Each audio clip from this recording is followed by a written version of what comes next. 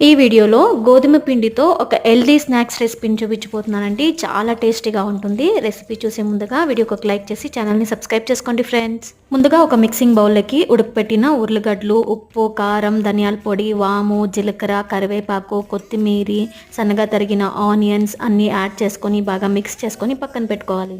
ఇంకొక మిక్సింగ్ బౌల్లోకి 2 కప్పుల గోధుమ పిండి, కొద్దిగా వాము, ఉప్పు, 4 టేబుల్ స్పూన్ల బియ్యం పిండి, నూనె కూడా యాడ్ చేసుకొని కొద్దిగా వాటర్ యాడ్ చేసుకుంటూ చపాతీ పిండిలాగా కలుపుకొని పక్కన పెట్టుకోవాలి. ఇప్పుడు కలుపుకున్న చపాతీ పిండిని చపాతీలాగా ఒత్తుకొని మనం రెడీ చేసి పెట్టుకున్న ఆలూని కూడా ఇందులో స్ప్రెడ్ చేసుకొని వీడియోలో చూపించినట్టు చేసుకోవాలండి.